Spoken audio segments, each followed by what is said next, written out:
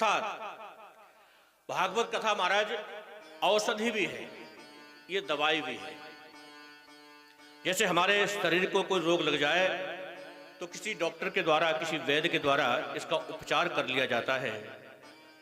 हाँ, लेकिन मन का रोग कैसे दूर हो? जिसके मन को रोग लग गया है संसार का, दुनिया का, अपने मन के रोग को दूर करने के लिए हम क्या करें? हमारे मन का रोग दूर कैसे हो?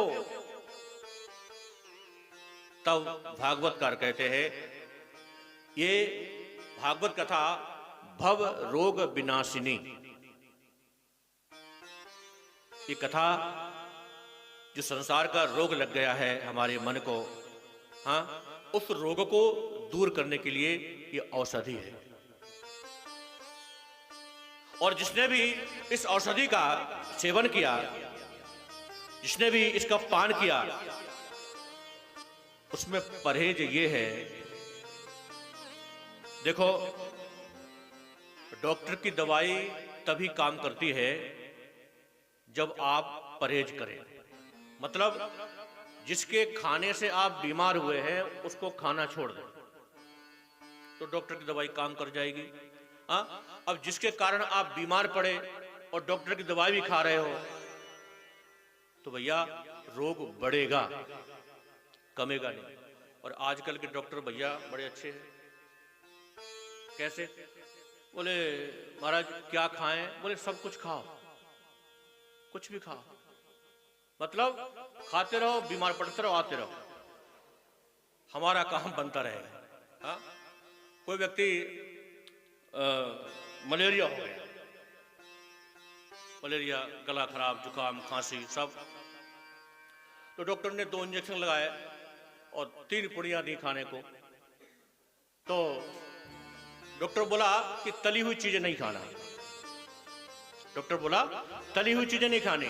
तो मरीज बोला कि महाराज समोसे तो खा सकते हैं, तली चीज नहीं खानी, लेकिन समोसे खा सकते हैं।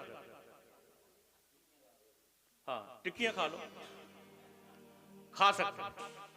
तो जब तक हम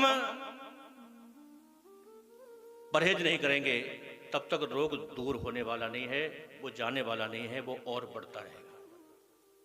हाँ? औषधि है भागवत कथा हमारे मन के रोगों को दूर करने के लिए, लेकिन शर्त यह है कि इस औषधि के सेवन करने के बाद हम कुछ गलत ना करें। ये परहेज है।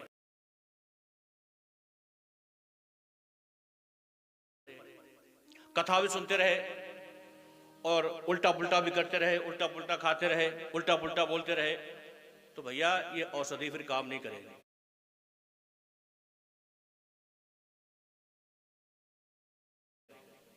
इस औषधि को देने वाले जो डॉक्टर हैं, संत हैं, गुरुजन हैं, वो यही कहते हैं कि इस औषधि का सेवन करने के बाद परहेज करना, और परहेज यही है कि कुछ गलत मत करना। तुम्हारे मन का जो रोग लगाया है वो ठीक हो जाएगा। ऐसी महिमा है इस भागवत की। सप्ताह यज्ञेन कलौ पुनन्तिते। भागवत सप्ताह के माध्यम से, भागवत कथा के श्रवण करने माध्यम से, हाँ, हमारे जीवन के जितने पापक ताप हैं, जितने पाप ताप हैं, वो सब सहज में ही छूट जाते हैं, हम उन पापों से मुक्त हो जाते हैं। ये भागवत की महिमा है। अब